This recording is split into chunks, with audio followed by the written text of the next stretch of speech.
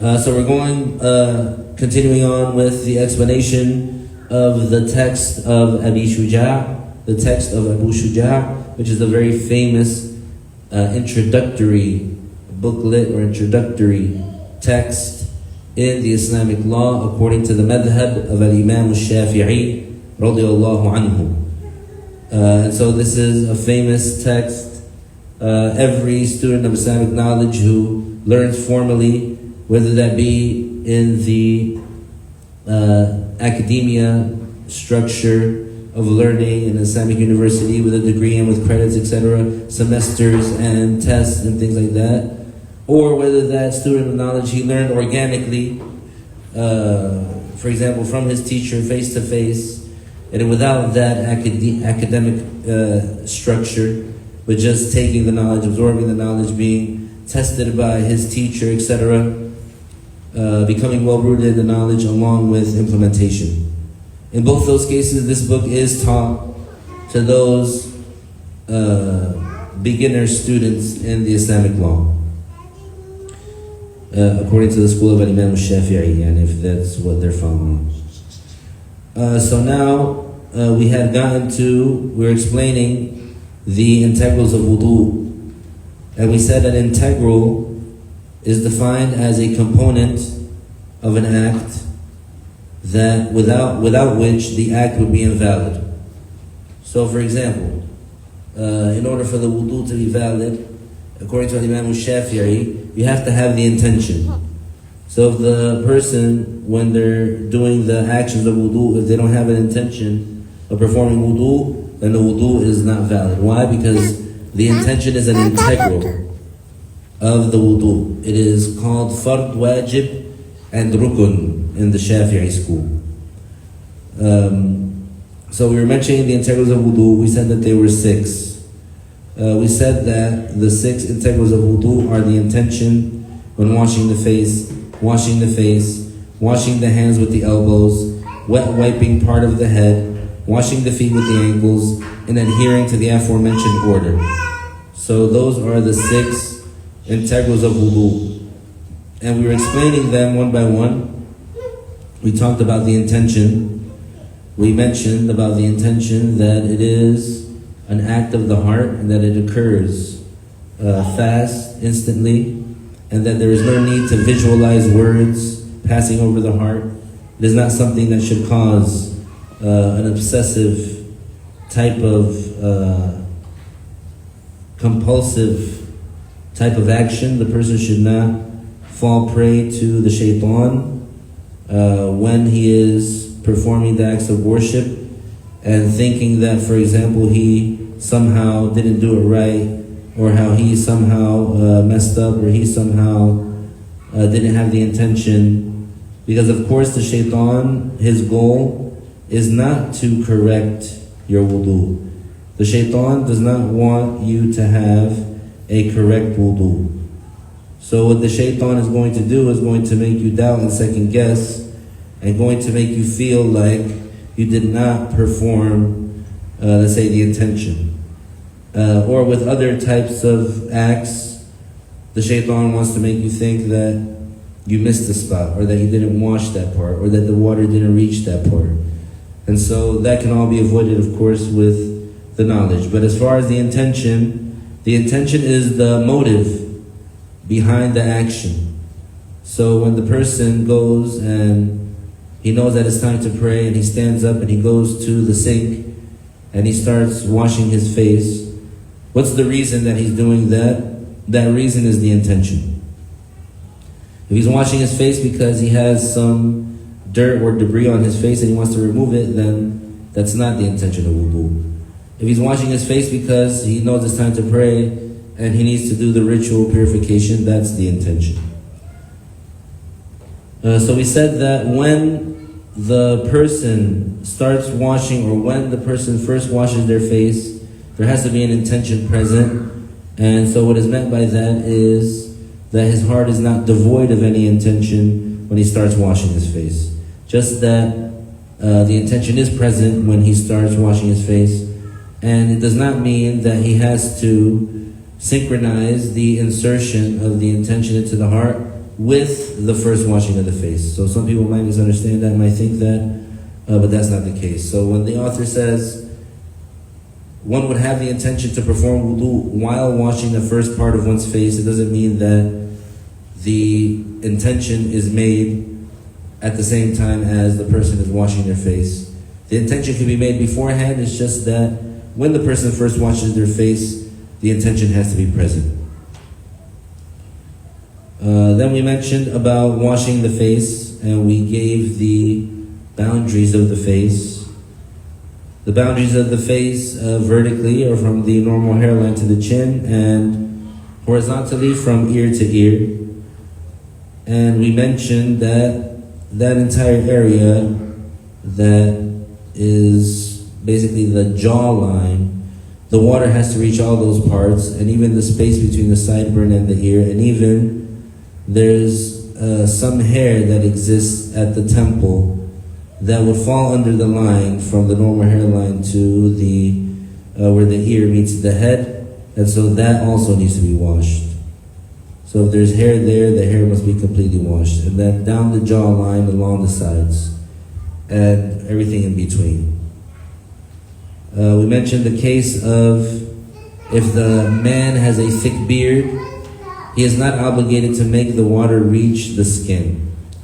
Rather, it is enough for him to wash the apparent or the surface of his beard. As for anyone else that would have a thick beard other than the man, like the woman, for example, if she has a thick beard, then in her case, she would still have to make sure that the water reaches her skin. Then we mentioned washing the hands, forearms, including the elbows. And so we said that it is an obligation to wash one's hands from the tip of the finger up to and including the elbow. And we mentioned that the elbow is where the bones of the arm meet the bones of the upper arm. So you have your forearm and then you have your upper arm. Where these two bones meet is called the elbow. So everything should be washed in that area, even if someone has very long forearms and very short upper arms. And we mentioned if someone doesn't have elbows because of a defect, then he washes up to the place where a normal person with the same size of arms washes to. And we mentioned if the person has an extra appendage, an extra digit, an extra finger, or an extra growth on their on that part, that also has to be washed. Like if they had a wart, it has to be washed. If they have like a little extra piece of flesh, they have to wash it. And we mentioned that anything that prevents the water from reaching the skin has to be removed before making wudu, like the dirt under the nails, if it prevents the water from reaching the place to be washed. So if there's a lot of dirt accumulated under the nails to the extent where the water doesn't touch the skin or doesn't touch the part that needs to be washed because of that dirt being there, then in that case, that dirt has to be removed before the wudu. So now it's like a quick recap, and always keep in mind that repetition is a way to solidify the information in the heart, especially with the Islamic law, because these cases, they are cases that have details, that have conditions, that have parameters. And so it is only through repeating them over and over that they become ingrained, so that the person would not get confused, and so that the person would not doubt, and so that the person would be sure of the judgment. So that was a quick recap. Now we go on to integral number 4, which is wet wiping a part of the head. One should wet wipe a part of the hair or skin that is not necessarily the hair and not necessarily the skin. Rather, one of them is enough. Even if one wipes one hair and it is in the borders of the head, that is enough. The border is from the normal hairline to the occiput, the base of the skull. So if one wants to wipe a part of a hair, this part needs to be within the border of the head. Hence, if one stretches the hair to the side, it usually goes down to. This wiped part needs to remain within the borders of the head. On the other hand, if one washes his head, it suffices, but it is not the sunnah. Also, if one puts his wet hand on one's head without moving it, it is enough. Using one's hand is not a condition. Using a wet piece of material is enough. So integral number 4, wet wiping the head, because as you know in the ayah, it says, وَامْسَحُوا بِرُؤُوسِكُمْ. And so if you notice, within the madhab of Al-Imam al-Shafi'i, he bases a lot of his fundamentals are rooted in the linguistic meaning of the language and how the language itself has these built-in generalizations or restrictions. And so here it says وَامْسَحُوا بِرُؤُوسِكُمْ. And so Imam al-Shafi'i considered that anything that is considered wiping the head or having wetness touch the head, he considered that to be fulfilling that order. So that's why the only condition is that the wetness, moisture, it touches anywhere that's within the boundaries of the head, because the head was specifically mentioned. And so that boundary, that border, is from the normal hairline to the occiput, which is the base of the skull. So the person can feel the back of their head, and so when there's a dip in the back of the head, this is called the occiput. So the wiping, the wet wiping, it can be just literally wetting the finger and touching any part within the border of the head. And it's not a condition that it be that hair is there.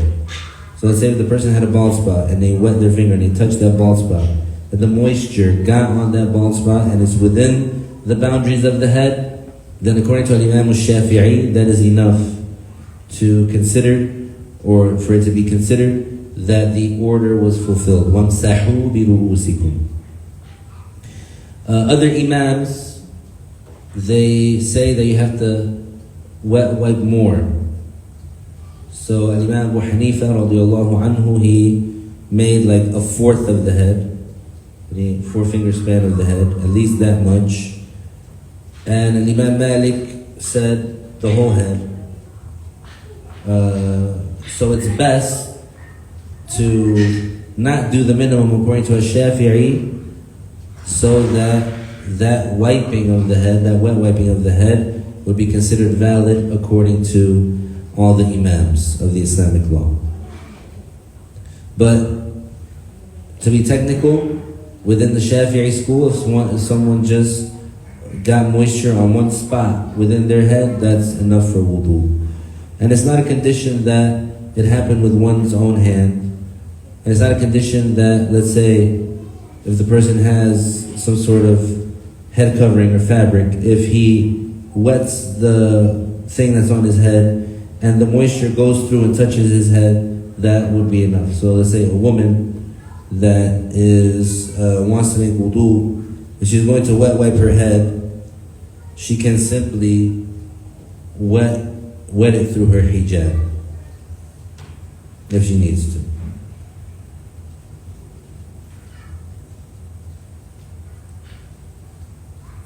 Now the thing about the hair is that if someone had long hair, and let's say they had like a strand of hair, and it was so long that in the direction that strand grows in, if that person were to pull it, or that person were to stretch it out, it would go beyond the borders of the head. So let's say somebody had long hair and they had their hair right here. So originally the hair starts at the head, but then with the length, it goes outside the borders of the head. If someone were to take that hair outside the borders of the head and wet their hand and touch that hair that's outside the borders, this would not be valid for wudu, because it's not within the borders of the head.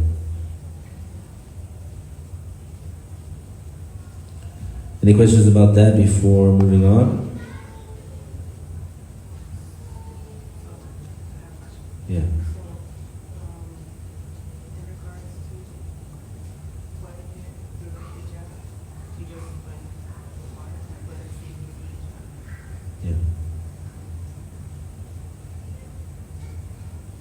Now the part where the author said if that washing it suffices but it's not the sunnah is because we were not ordered to wash our head.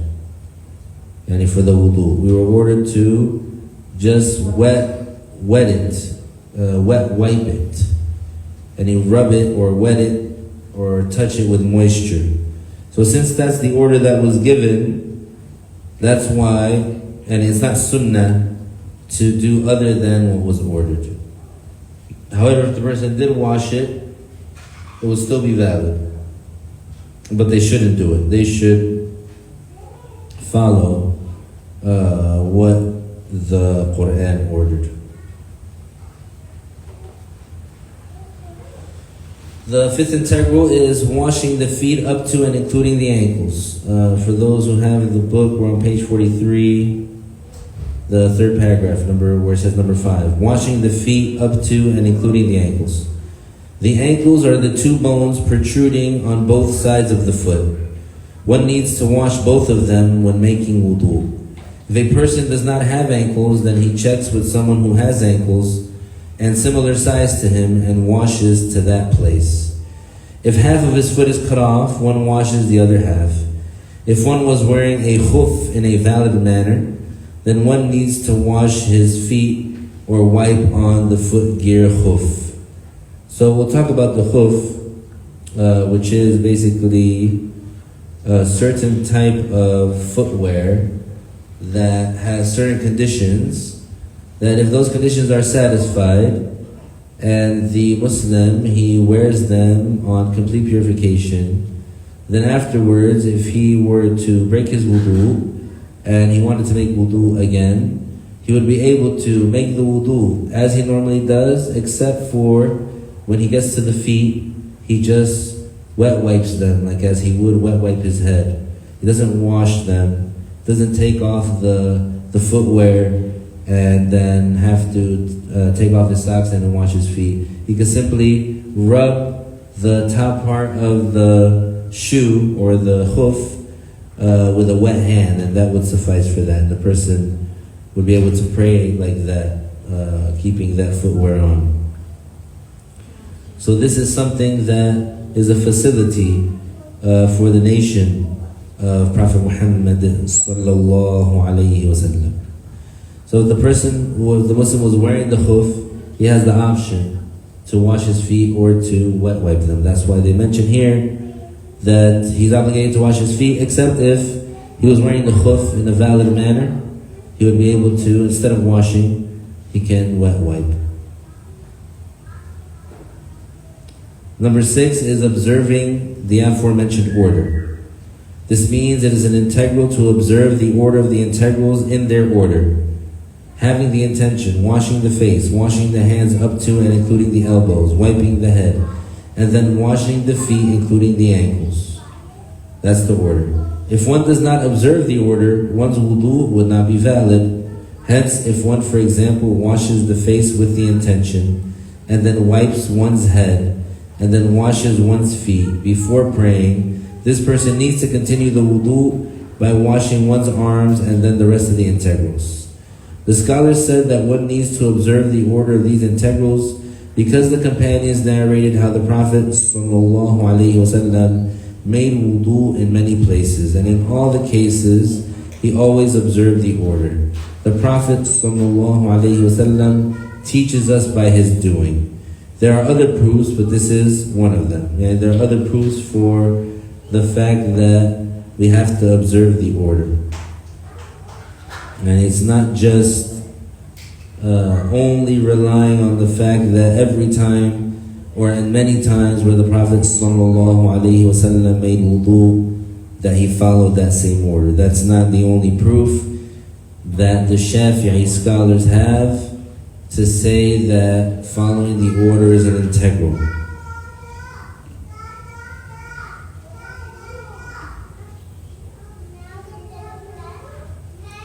Now what happens if someone, when they were making wudu, what happens if they forget to observe the order? So they forget to observe the order and they don't observe the order. So it says if one forgets and does not observe the order, his wudu is invalid. Forgetting is not an excuse. So if different people all wash the different parts of a person that are washed in wudu with buckets of water at the same time, and he had the intention, his wudu would not be complete, because the order was not observed in this case. Only washing his face was valid in this case. On the other hand, if one dived into the water for one moment with the intention of making wudu, and then he gets out, his wudu is valid, because here one can assume the order happened. So this is a very precise distinction that the scholars of the Islamic law that they make in terms of observing the order. So we have this first scenario where the person, let's say he's surrounded by people and they have buckets and they all at the same time simultaneously they wash the organs of wudu. So when that happens, if they do it at the same time, this would not be valid according to a Shafi'i. Because according to Imam Shafi'i, the integrals have to be done in order. So the intention, along with washing the face first, then washing the hands with the up to and including the elbows, the arms up to and including the elbows, then when wiping the head, then washing the feet up to and including the ankles. So it has to be like that. And if the person has, let's say, 4 people or 5 people washing him at the same time, and he gets washed simultaneously, according to a Shafi'i, this is not valid, because the order was not observed. The only thing that would be valid from that, if someone was washed by 5 different people simultaneously, the only thing that would be valid from that is the washing of the face, because that's the first thing. So since that occurred, let's say, in his place, then it would be valid. And if they did it simultaneously, it just means that they washed everything at the same time. And so the only thing that would be valid would be the washing of the face. On the other hand, if someone dove into a body of water, not necessarily feet first, but they submerged or not necessarily head first either, but they submerged themselves in the water, even for a moment, with the intention of making wudu, their wudu would be valid. It would be counted as a valid wudu because there is the assumption that the order occurred. Yani there is that possibility, or technically, that the order would occur, because although he is in the water, submerged in the water, but still the washing of the organs or the order could take place.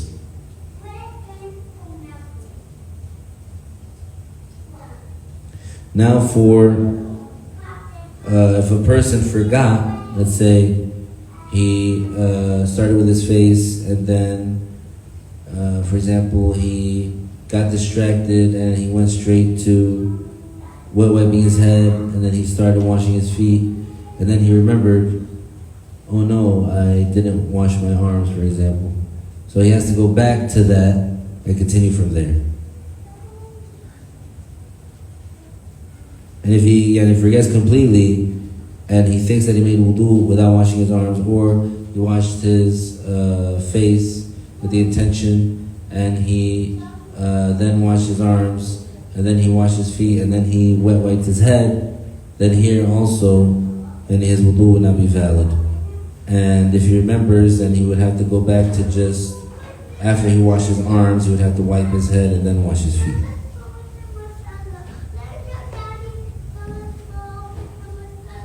Then here the author, he mentions the proof for what Imam Shafi'i relied upon, for counting the intention as obligatory, as an integral of wudu.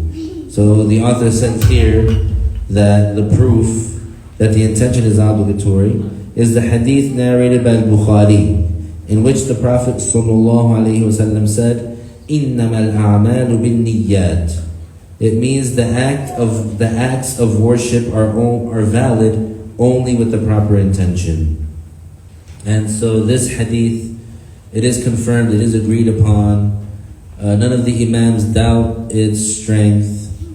So one might ask, well, how come then, according to Imam Abu Hanifa, the intention is not an integral of wudu? Doesn't he know this hadith? Yes, he knows this hadith. But it's just that the implication of it, Imam Abu Hanifa, radiallahu anhu, he interprets it with a different implication. Yani he says, the acts of worship are only perfect with the intention. Not necessarily that they would be invalid without the intention, but the intention makes them perfect. But Imam Shafi'i radiallahu anhu, he said the acts of worship, he interpreted as the acts of worship are only valid with the proper intention. Meaning that in order for the act to be valid, an intention has to be made. And so this was a general statement made by the Prophet sallallahu alaihi wasallam, and Imam Shafi'i radiallahu anhu, he applied it to all the acts. And he did not, and since it is a general statement in the fundamentals of the school of Imam Shafi'i, in the Islamic law, his fundamentals state that the general statements made by the Prophet sallallahu alaihi wasallam, as long as they don't have any, let's say, external restrictive matter or another evidence that would restrict and specify the generalization or the generality of that statement of the Prophet sallallahu alaihi wasallam, then it's counted that that judgment or whatever the Prophet sallallahu alaihi wasallam mentioned applies across the board.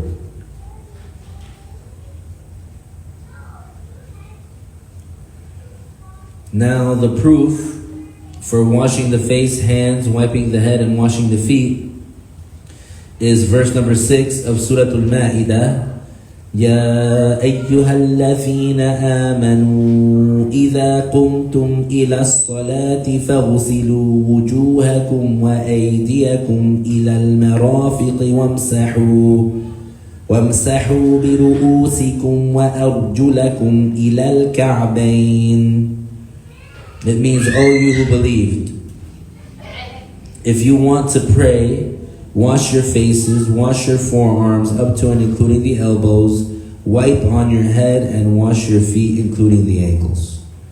So this is a very famous ayah, and the consensus is upon these integrals. Yani every imam agrees that these are integrals of the wudu. And so by that we conclude the integrals of wudu. We're going to move on to the Sunnan of wudu. Before that, just want to mention a case regarding the wudu. And that case is if the person, while they're making wudu, if they have a genuine doubt, meaning that it's not a whisper of the shaitan, it's not an involuntary thought, it's not an intrusive thought, it's just that the person, in reality, he himself is not sure if he, let's say, washed his face, or if he washed his arms, or if he wiped his head, or if he washed his feet. So in that case where the Muslim, he is genuinely doubting, did I wash that part or not? And he's obligated to go according to what he's sure of, which is that he didn't wash it. Or go according to what he's sure of, which is the last part that he washed. So let's say the Muslim is making wudu, he had the intention, he's washing his face, and then he, let's say, washed his hands fast, his arms including the elbows fast, then he went to go wipe his head. Then when he went to go wipe his head, he thought to himself, did I skip over my arms? So since he's doubting for real, not that it's a whisper of the shaitan or an involuntary thought or an intrusive thought, he himself is really doubting. So he's not sure, did he wash his hands or not? What's the thing he's sure of? He's sure that he washed his face. So he goes based on that he washed his face. And then what's the next integral after washing the face? It's washing the arms including the elbows. So that's how that is resolved. if he doubts, and this is the case if he doubts while he is still doing the actions of wudu. But let's say he made the wudu and he finished. He had the intention, he washed his face, he washed his arms, including the elbows, he wet wiped his head and he washed his feet, including the ankles. And then after that, after he finished, he doubted. Did I wash my face? Did I wash my hands? Did I wash this? He ignores it. He ignores that doubt. Because now it's already done. He already finished. So that's the case with the integral of washing the face, of washing the arms, including the elbows, by wiping the head and washing the feet, including the ankles.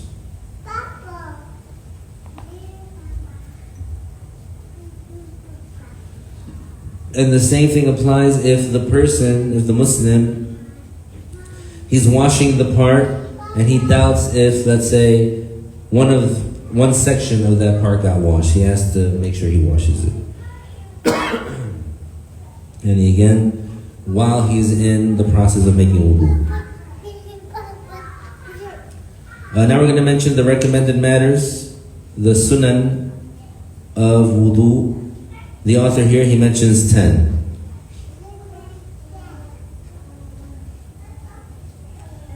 According to what the author chose to mention, it's not only 10 things that are recommended for when making wudu. There's more recommendations, more sunan, more sunnah that is related to making wudu. However, the author, he mentioned only 10. And remember, we said in the beginning that one of the reasons that he wrote this book is because he was asked by some friends that he would make a book in the Islamic law according to the school of Al-Imam al-Shafi'i that had a lot of listing and sections and like that list, like a list.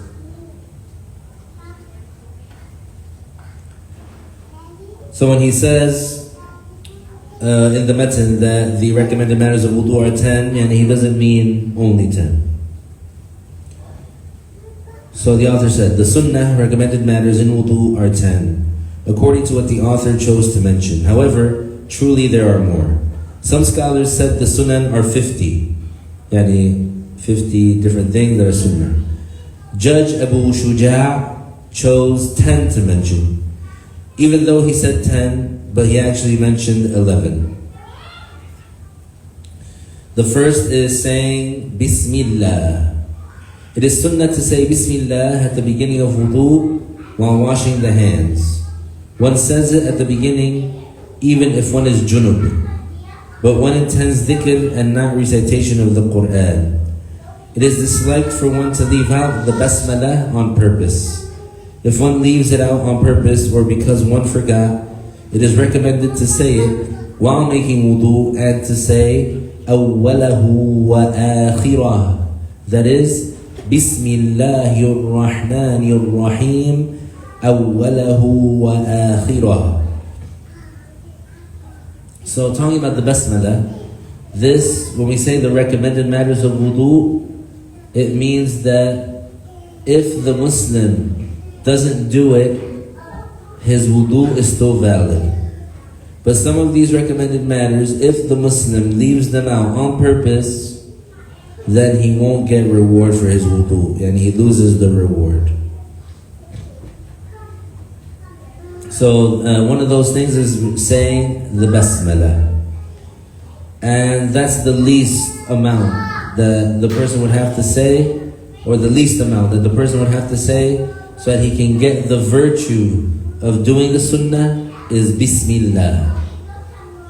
And the most perfect is to say the whole thing, Bismillahir Rahmanir Rahim. And so obviously, you know, the basmalah is a verse of the Quran according to Shafi'i. And so since it is a verse of the Quran according to Shafi'i, that's why the author mentioned, if the Muslim is making purification from janaba, from the major ritual impurity, then when he says Bismillahir Rahmanir Rahim, he doesn't intend that he's reciting a verse from the Quran, and he intends that he's just saying dhikr.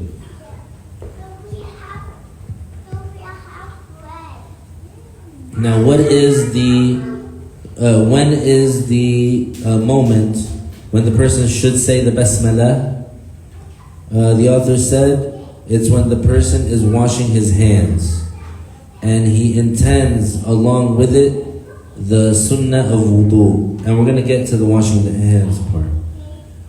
So when the person is first washing their hands, and when we say the hands, we mean like the hands up to the wrist. We don't mean the arms up to and including the elbow. So when the Muslim, he's doing the second sunnah that we're going to mention, but when he's doing that second sunnah, he says, Bismillahir Rahmanir Rahim.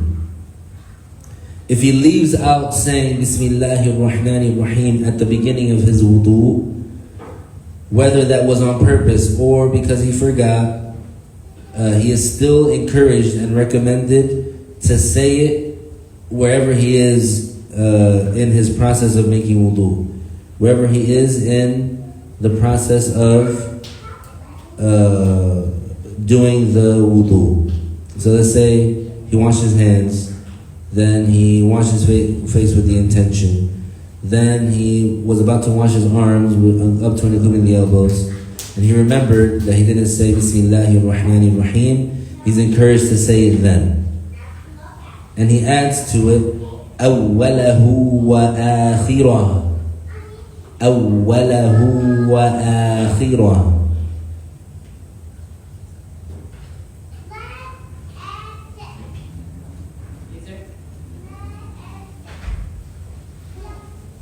If he does finish the wudu while forgetting to say basmalah or on purposely not saying it, then after he's finished making wudu, the time has ended for him to catch that, spot where he says Bismillah or Bismillahir Rahmanir Rahim.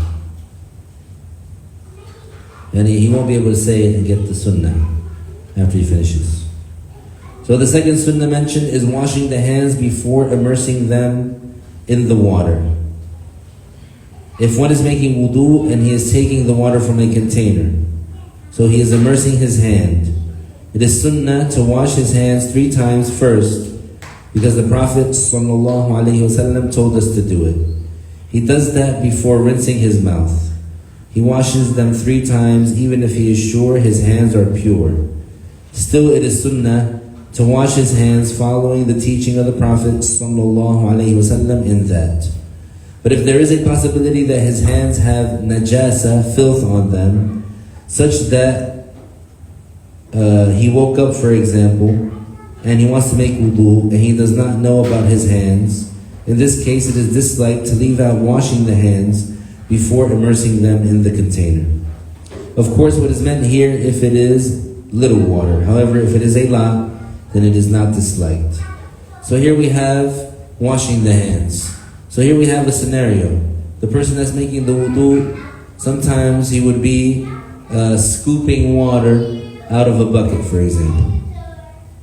If that's the case, it is recommended for him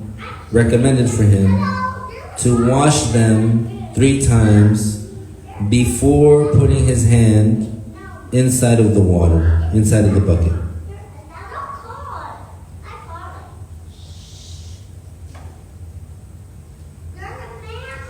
So before taking water from the container, he washes his hands 3 times.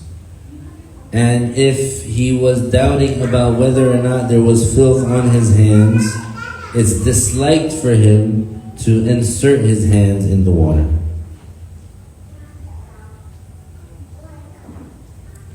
So if the person is sure that there's no filth on his hands, he washes his hands 3 times. And he's recommended to wash them 3 times also if he doubts about whether or not his hands are pure, before he immerses them in the container. And when we say that, we mean the water that is considered a little water, yani less than 2 qullas.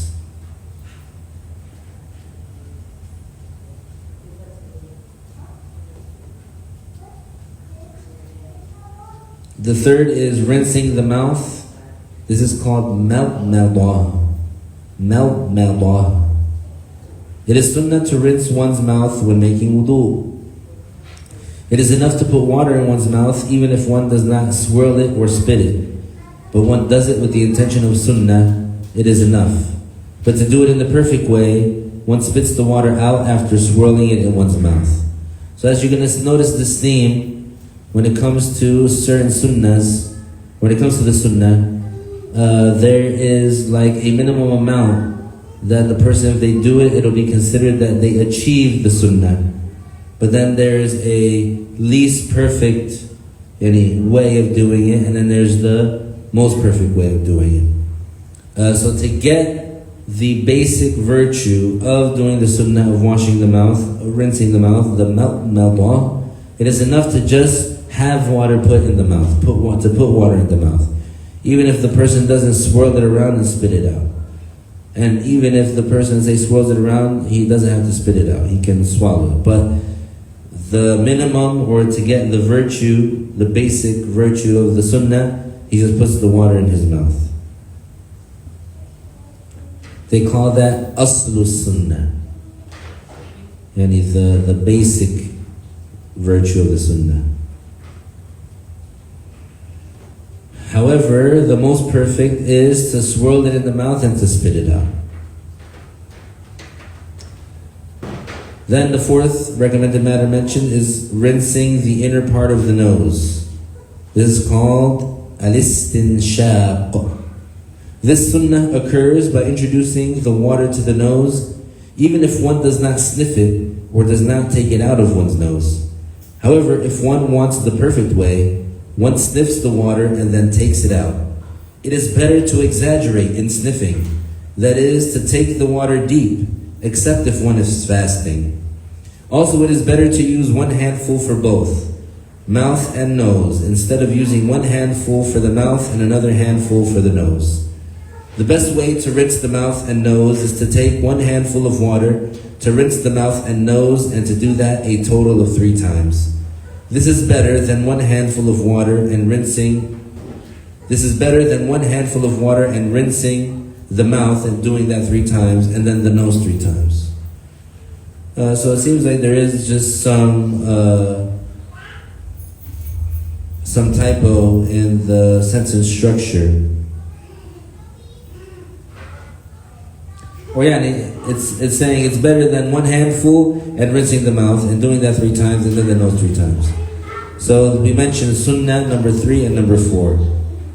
One is rinsing the mouth, al-maldah, and the other is rinsing the inner part of the nose, al-istinshaq. So these are 2 separate sunnahs. Now, what is the way to do it? It's valid to do each one individually. So it's valid to take water, let's say in the hand, and put it in the mouth, swirl it and spit it out. And do it a 2nd time and then the 3rd time. And then to move on to rinsing the nose by taking water in the hand, putting it in the nose, and ejecting it from the nose 3 times. So you can do the mouth first, 1, 2, 3. Then the nose 3 times, 1, 2, 3. So that's a valid way. But the best way, the best format to do it is you have the water in your hand, in the palm of your hand, and as you are putting the water in the nose, as you are putting the water up to the nose, you rinse the mouth and the nose at the same time. So you take the water in the hand and you scoop the water and you have that motion, and the water will go into the mouth and the nose at the same time, and you sniff the water in the nostrils and you eject it. This, mashallah, it shows the truthfulness. One of the proofs for the truthfulness of Islam is that this is something that helps or benefits. There's health benefits that are connected to making wudu, which is clearing the nose, washing out any debris, washing out any harm from the nose. And also, if you notice, the most perfect way to do it is to sniff the water to the nasal cavity. So they say you should exaggerate in that. So you take the water, you sniff it up, and then you eject the water out. And this is recommended to do except if the Muslim is fasting, because if he's fasting and he gets the water up through his nasal cavity and it passes that boundary that is between what's considered to be the outer part of the body and the inner, then he's going to break his fast. So it's not recommended to exaggerate sniffing the water in the nose or rinsing the mouth when the person is fasting. It's actually recommended to do it lightly. But other than the fasting situation, it's recommended to sniff the water deeply into the nose.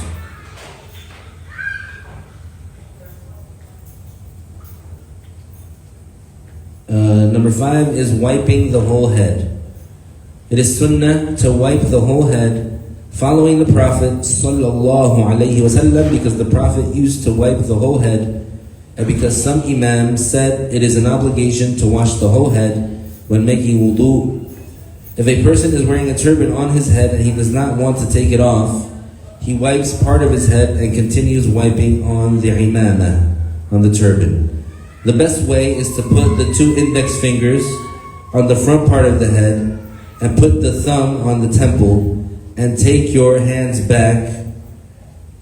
And then if the hair turns back, you go back with the 2 fingers. If one's hair does not turn back, there is no need. So you can just go like this.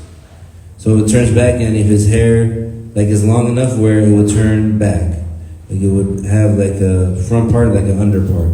But if his hair is not long, like for example, like my hair right now, you just put the thumb like this, you put the index fingers on the front part of the head, and you take your hands back. And so one time, because the hair doesn't flip, and when it's this short, it doesn't flip.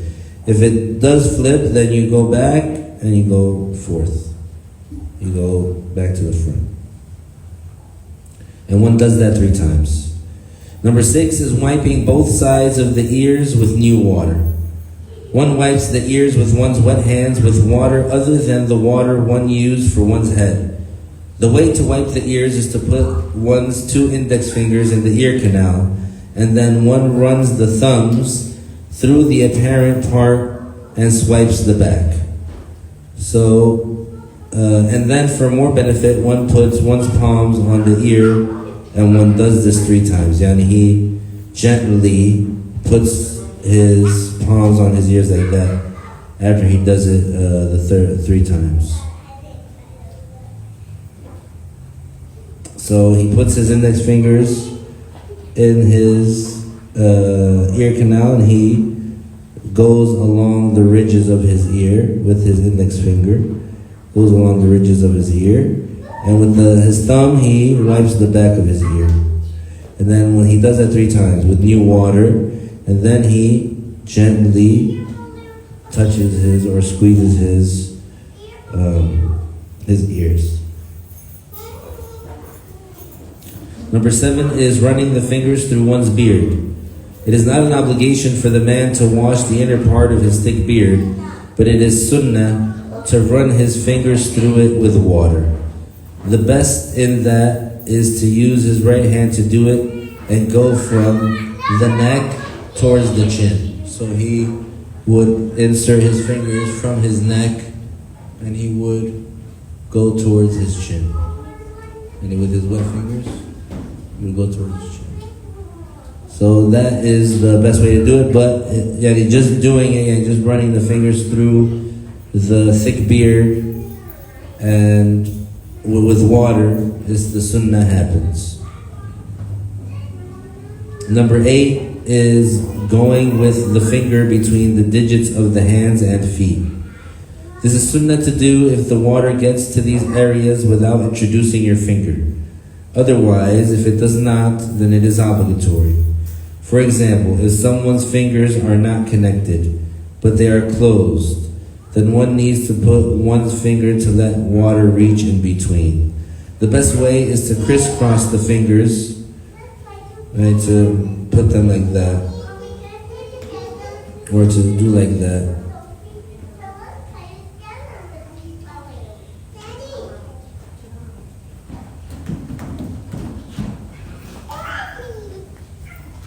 In regards to the feet, the best way is to use one's left small finger, the pinky finger, and introduce it between the toes from underneath, starting with the smallest toe of the right foot and ending with the smallest toe of the left foot.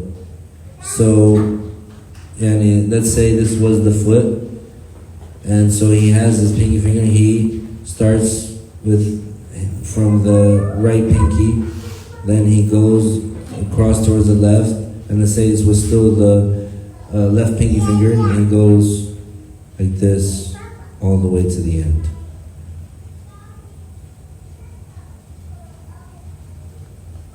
It is enough that one's finger is wet once and one goes between all of one's toes. So that's the best way to do it, the best format. However, it is not the only valid way it can be done. For example, if these are his feet, he can go like this. This is Sunnah.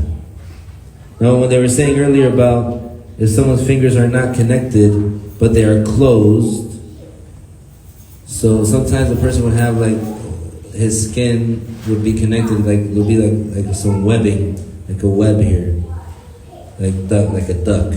But so he just have to wash that.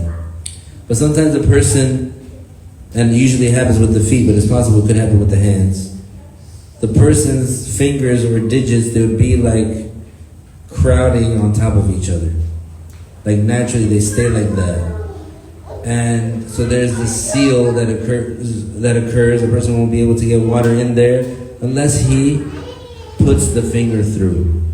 If that's the person, and even though it's not connected, like they'll come apart if you pull them apart, but it's like they're clamped together. He pushes his finger through so that he can make sure that the water goes in it. And if his situation is like that, and he has to put the finger in. He has to make sure that the finger goes in. If the situation is not like that, it's just recommended to put the finger between the digits of the hands and the feet. Sunnah number 9, starting with the right side before the left. This is other than the face and the head. But as for the hands, it is sunnah to wash the right hand first, and then the left hand, and the right foot before the left foot. So when they say other than the face and the head, because the face is considered one singular organ, even though you have a right side of your face, left side of your face, etc., top part, bottom part. But the best is to wash it with both hands, starting from the top, to wash it from the forehead. And not, for example, do the right side first and the left side. That doesn't apply to the face. That doesn't apply to the head. It only applies to right hand, right foot, left foot. Sunnah number 10 is doing the acts of purification 3 times each. This means to wash the face and hands 3 times, to wet wipe the head 3 times, according to some. However, some imams said it is not sunnah to wet wipe the head 3 times, and it means to wash the feet 3 times. So when the person is making WuDuu, he washes his hands 3 times. He washes his face 3 times. He washes his arms, including the elbows, 3 times. First the right, then the left. Then he wet wipes 3 times. Then he washes, wipes the inside of his ears with a wet finger 3 times. Then he washes his feet, the right one before the left one, 3 times each. And number 11 is performing the acts in succession.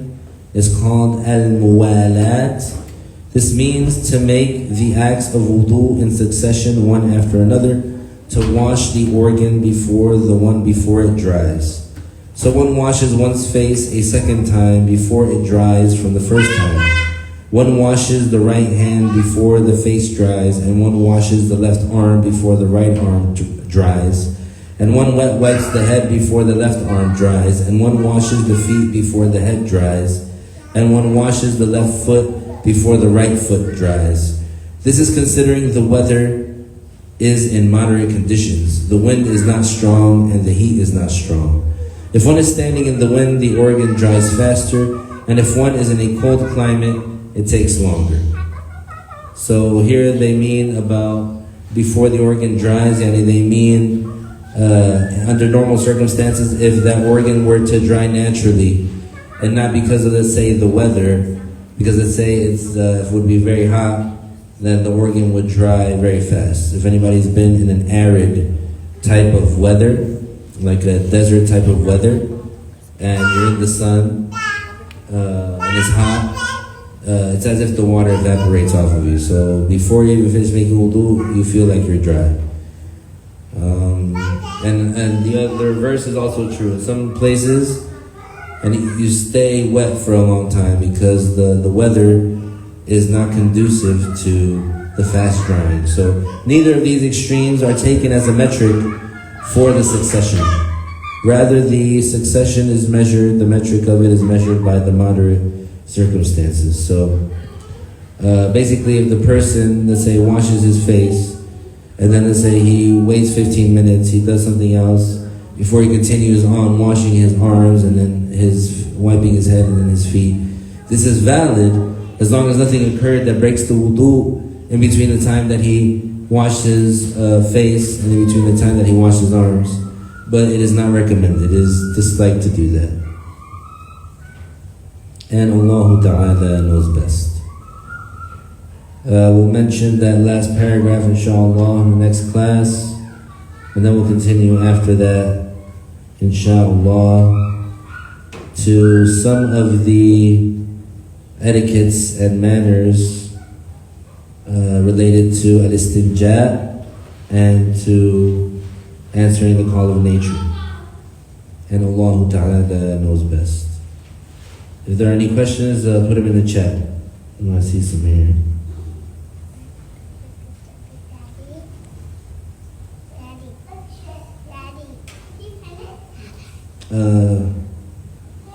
Just reading the questions here.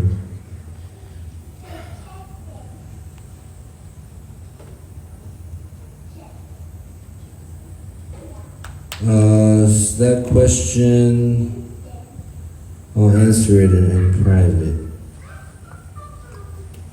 Another question is, I know in the Shafi'i school, the person has the intention of doing the recommended washing of the hands, and he's doing it for the wudu. He's intending that he's doing this because he is doing the recommended act of wudu. In the Shafi'i school, it's like that.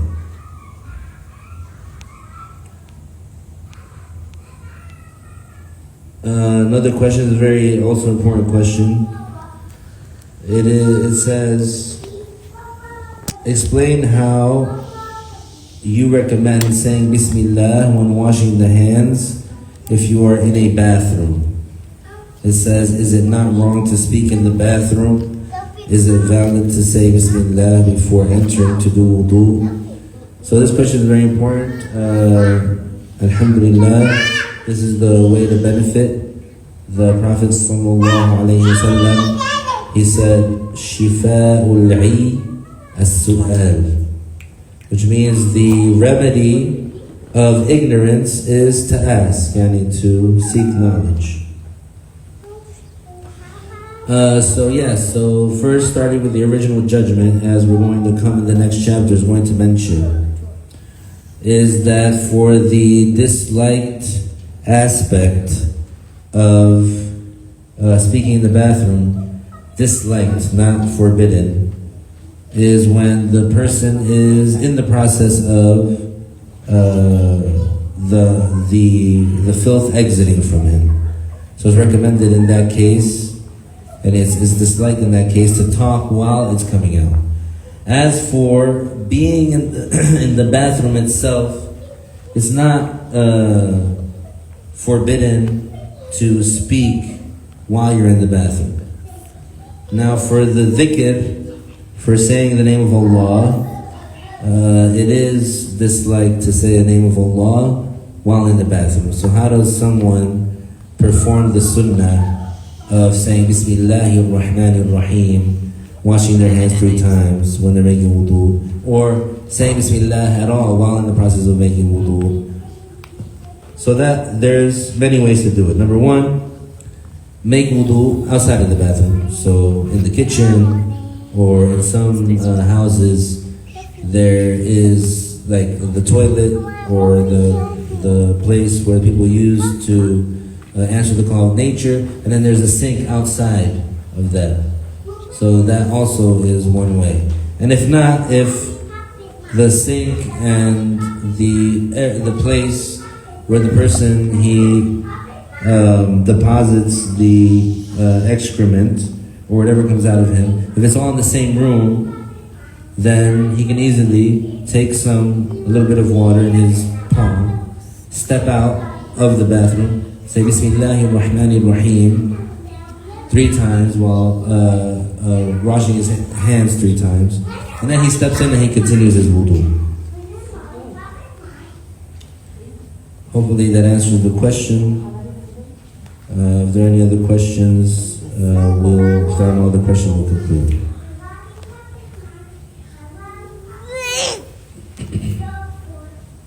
Are there any questions?